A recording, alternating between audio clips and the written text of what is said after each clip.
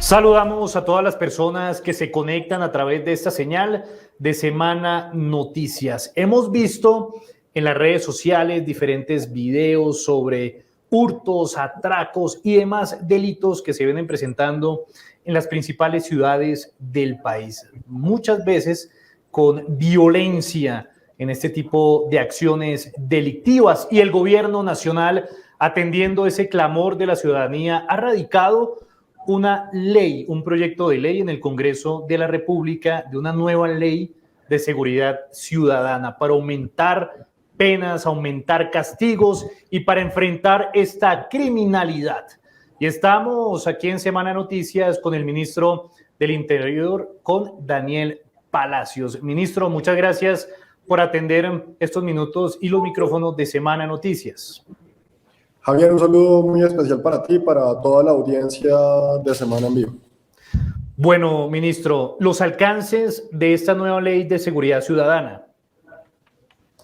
Bueno, Javier, como lo hemos dicho, lo que hemos buscado con este proyecto de ley que radicamos el día de ayer de manera conjunta con el Ministerio de Defensa, el Ministerio de Justicia, un proyecto que trabajamos con la Policía Nacional, con la Fiscalía General de la Nación, con la Procuraduría General de la Nación, pero sobre todo en un trabajo realmente histórico y mancomunado con los alcaldes y los gobernadores de Colombia. Hace 15 días tuvimos una cumbre con los gobernadores y los alcaldes de ciudades capitales, donde también alimentaron lo que sería ese proyecto de ley, que lo que busca es de manera muy clara fortalecer temas de seguridad ciudadana que afectan al ciudadano a pie y que requieren un mayor fortalecimiento, que requieren mejorar los procedimientos, que requieren buscar y disminuir la impunidad y sobre todo buscar sanciones ejemplarizantes para los delitos más comunes. En eso es lo que nos hemos concentrado. Hoy ese proyecto tiene ya más de 60 congresistas que apoyan y que hacen una coautoría del proyecto, y le radicaremos mensaje de urgencia para que este proyecto se pueda avanzar a la mayor brevedad. Tal vez abriría con un tema muy importante. Aquí lo que buscamos es que esa inconformidad que genera siempre, y como lo mencionabas tú, Javier, lo que vemos en esos videos de esa persona que llega, roba a un ciudadano, lo capturan, pero inmediatamente es dejado en libertad, es uno de los temas centrales de este proyecto. Por ejemplo, que la medida de aseguramiento, cuando el juez la considere y esté considerándola sobre un delito que se ha cometido, empleando un arma de fuego, un arma cortopunzante o un arma blanca, un arma de letalidad reducida, el juez inmediatamente tenga que dar esa medida de aseguramiento de manera intramural. Quiere decir que la persona no pueda esperar el juicio en la calle, que es lo que vemos hoy. Con eso que buscamos, que el delincuente que ha cometido un delito violento, mientras espera el juicio, lo haga en un centro de reclusión y no en la calle, en donde continúan delinquiendo y poniendo en riesgo a la sociedad. Ese, por ejemplo, es uno de los pilares fundamentales de este proyecto. Y esa es la preocupación de la ciudadanía, ministro, que viene precisamente el ladrón, atraca a la persona, roba a la persona, se va ante estas audiencias preliminares de legalización de captura y quedan libres. Eso no solamente es una preocupación de la ciudadanía, sino también de varios alcaldes. Así es, Javier, y tal vez es uno de los temas que más enfrentamos. Entonces yo creo que hay dos factores importantes en los que en este proyecto nos concentramos. Primero, en cómo la medida de aseguramiento intramural para delitos violentos se vuelve efectiva y le quitamos al juez esa posibilidad, digamos, de ponderación, de discrecionalidad que tiene, y le ayudamos a darle una herramienta clara para que el juez la pueda aplicar. Porque hay que decirlo de manera clara, hoy los jueces también dicen que la ley no les establece con claridad cuándo debe dar esa medida de aseguramiento intramural y queda mucho a la subjetividad y a la consideración. Por eso aquí lo que le estamos diciendo al juez: señor juez, cuando a usted le llegan con una medida de aseguramiento y usted va a considerar si esa medida de aseguramiento es intramural, es domiciliaria, o si la persona sencillamente queda en libertad mientras espera el juicio, usted debe tener unos factores que le determinan a usted la peligrosidad de la persona, y por lo tanto la medida de aseguramiento debe ser intramural, quiere decir en centro de reclusión. ¿Cuáles son esos factores? El porte ilegal de armas, si en ese delito o a la persona que se captura, tiene porte ilegal de armas, se le tiene que dar medida de aseguramiento intramural. Cuando el delito se utilizó empleando armas de fuego, armas de letalidad reducida, armas blancas, ahí tiene que haber una medida de aseguramiento intramural.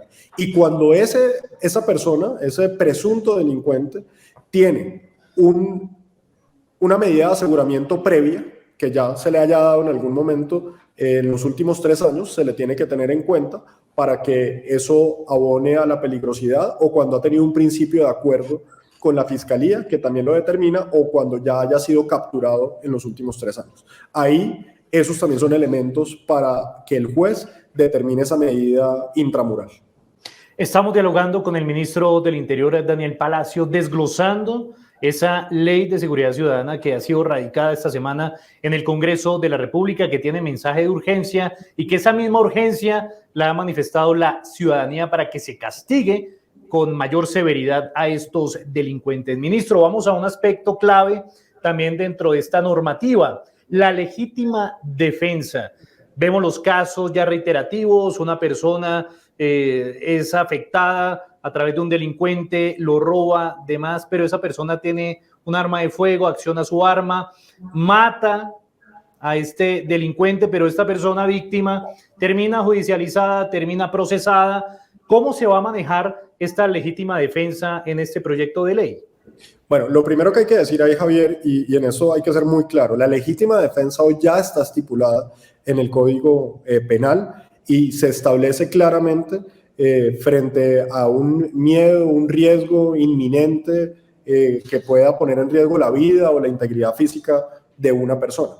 Lo que existe bajo la normatividad actual es un juicio de proporcionalidad, un test de proporcionalidad que debe hacer el juez para decir que esa defensa legítima que se utilizó pues iba en consecuencia de la amenaza o de la agresión que se respondía. Para que seamos claros, si a usted lo van a atracar con un cuchillo y usted saca una bazuca, pues evidentemente hay un poco de desproporcionalidad frente a la reacción con la que se está defendiendo.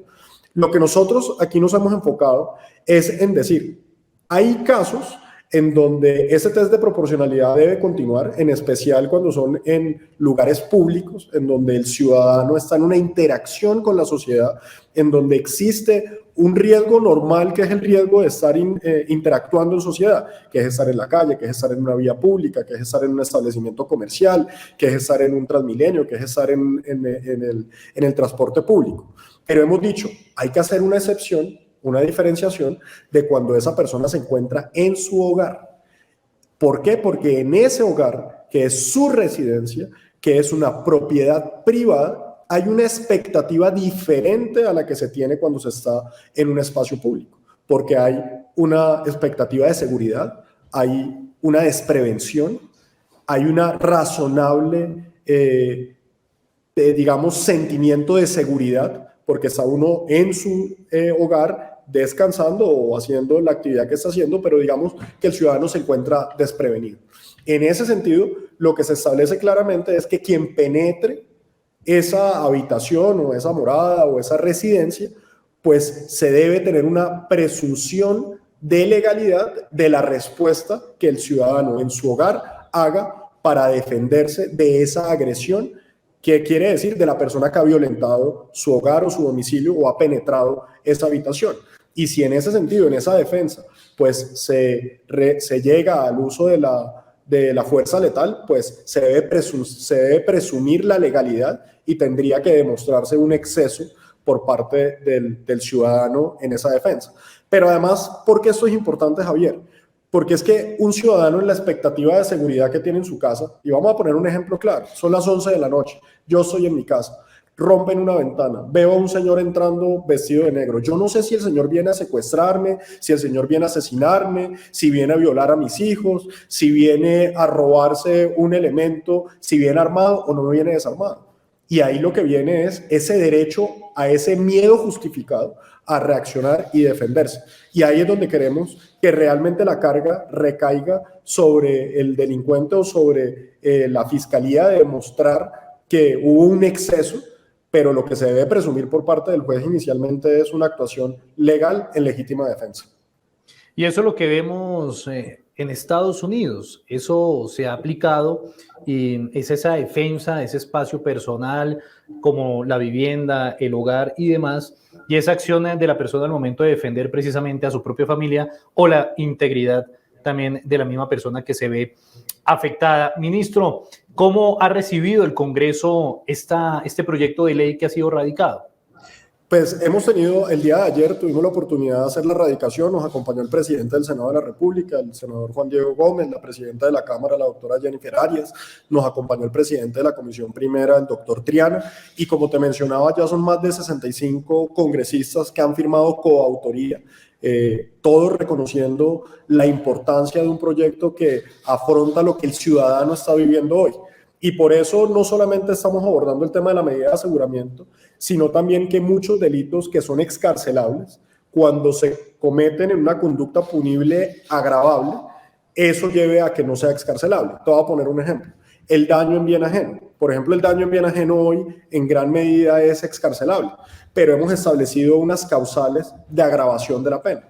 Y quiere decir, cuando ese daño en bien ajeno se comete contra el sistema de transporte público, cuando se comete contra infraestructura de seguridad ciudadana, quiere decir un CAI, una estación de policía, o cuando se comete contra una motocicleta de la policía, un vehículo de la policía, o cuando se comete contra lo que es infraestructura al servicio de la justicia. Entonces estamos hablando de URIs, de fiscalía, de centros administrativos de justicia, como son los palacios de justicia.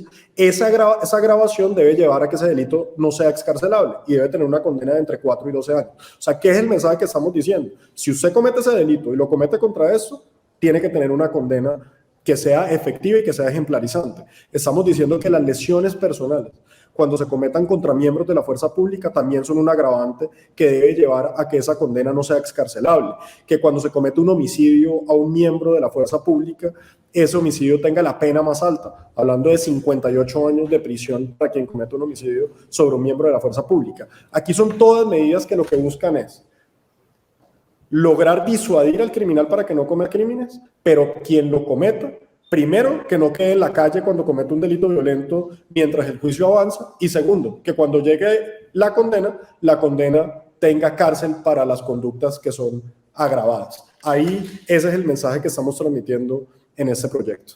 Y es un mensaje también claramente ya para ir finalizando, ministro, a la primera línea, que hemos visto en varias oportunidades, también en varios videos que han sido virales en medio de lo que fue el paro nacional, como en determinados puntos de la capital del país, de diferentes ciudades, se agredía a los funcionarios de la fuerza pública, también con vandalismo y demás. Mira, Javier, yo creo que los mensajes del proyecto son claros. Uno, que los delincuentes violentos no puedan estar en la calle mientras son juzgados. Ese delincuente hay que sacarlo de la calle por protección al resto de los colombianos y para que no siga en los colombianos esa idea de que quien comete un delito violento al otro día sale a seguir delinquiendo. Ese es el primer mensaje. El segundo mensaje, y tú lo mencionabas ahorita en materia de defensa, de la legítima defensa, es quien esté en su hogar, quien esté en su residencia, tiene una expectativa de seguridad y quien violenta ese domicilio es quien está poniendo en riesgo al ciudadano. ¿Cuál es el mensaje para ese delincuente? No se meta a la casa de la gente, no se meta a robar a la casa de la gente, porque la gente tiene el derecho a defenderse cuando está en su casa y su vida o su integridad está en peligro.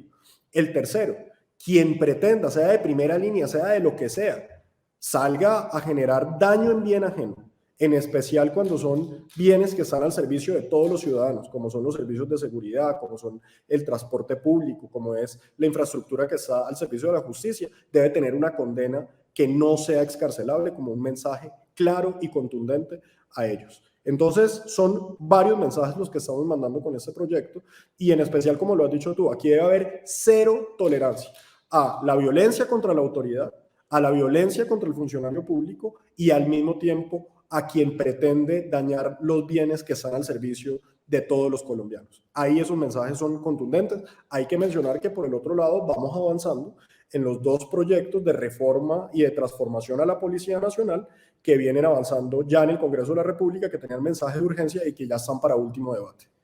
Bueno, ministro, muchas gracias por estos minutos con Semana Noticias. No, muchas gracias a ustedes.